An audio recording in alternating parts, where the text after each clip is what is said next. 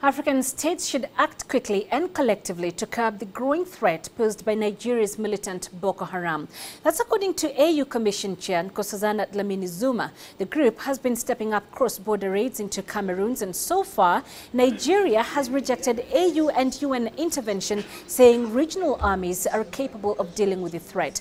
The militancy is set to dominate the AU heads of state meeting at the weekend in Addis Ababa, among several other issues. Ministers of Foreign Affairs of the African Union member states hard at work preparing the weekend's agenda.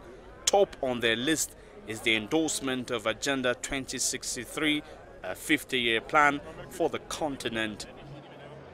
After 2 years of consultations with civil society, the diaspora, the citizens, the experts, planners, governments, member states, RECs, AU organs, we are presenting Agenda 2063 for adoption by the summit this year. We will also report on the work in progress with regards to the first 10-year plan, Agenda 2063, so that we can be ready for adoption at the June summit. Heads of state will focus on implementing the Pan-African High-Speed Railway, industrialization, African Free Trade Area, and an all-African passport. But issues of peace and security in Africa are still grave concerns. We have to pay special attention to the risks, both internal and external risks, and that we face on the road to the implementation of Agenda 2063, including the grave risk if we fail to silence the guns, neutralize the threats of terrorism, intolerance and extremism.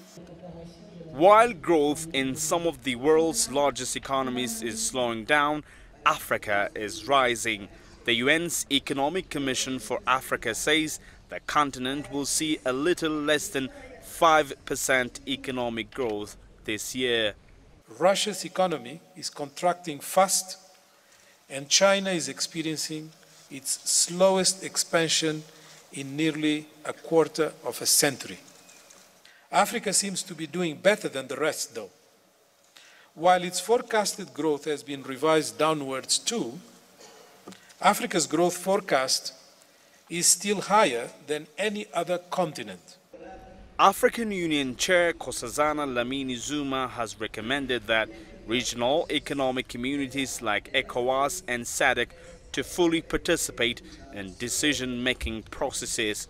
Previously, they only had observer mandates at AU assemblies.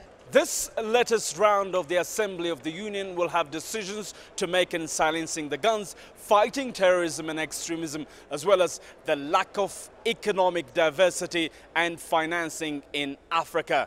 Analysts say despite a list of major points to be addressed, the summit must properly address the critical issues of the continent for a better future. Grumtala CCTV at the African Union headquarters in Addis Ababa. Well, so let's get you some perspective now on the AU summit. I'm joined live in our studios here in Nairobi by security expert John Gachie. John, thanks for joining us. So what will African leaders likely focus on this year's summit? Thank you, Penina. I would say they will, as usual, perhaps this year focus on security and security and security. Now, but then they will try and break it up into various, components, internal and external, and also conflict resolution. So it will be security, security, and then peace, conflict resolutions, and then of course dealing with terrorism, asymmetrical warfare, and whatever. Yeah. Right. So let's pick it up from there, terrorism, because then we've heard from Nigeria. It has rejected help from the UN, from the AU, and it says that the armies from the Western African region perfectly capable of dealing with that threat. Do you agree?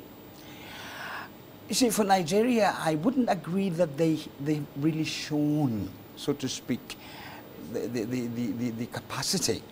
And perhaps the big question is why. Now, Nigeria, you've got to understand, has one of the largest, security and military component in Africa. The bigger question is, why hasn't the Nigerian military been able to deal decisively with Boko Haram? Right. Has it got to do with the internal issues within the Nigerian security architecture? Has it got something to do with the internal political dynamics in Nigeria? Now, when Nigeria is saying perhaps it doesn't need any support at the moment, you have to look at it from two dimensions. There is an election going on at the moment. There is a question of whether Nigeria then, with the current leadership, can afford to appear to have lost the plot, so to speak. So there is that internal political dimension. But there is also the other larger regional dimension. How does Nigeria security apparatus, security architecture deal with Boko Haram? And I think there are a lot of issues at play here. Nigeria is facing what we'd call a classical asymmetrical warfare. And this is internal, is ingrown. And I think Nigeria has to be very careful not to be seen as perhaps subscribing to an exclusive, what I would call exclusion security policy. I mean, we have seen Cameroon and Chad collaborating in the fight against Boko Haram, and to some extent it almost seems as if Nigeria has been excluded. Yes, because perhaps the root cause, and perhaps the genesis and the root cause of this issue is Nigeria, not Nigeria itself. And perhaps Cameroon and Chad are saying we do not want the issues that are at play in northern Nigeria being exported to Cameroon and to Chad. And perhaps it's a more political issue that Nigeria itself has not dealt sufficiently internally within its own security architecture. I think Cameroon and Chad are perhaps well aware that if they do not deal with it now, they wait long, as Nigeria has done, it could be exported.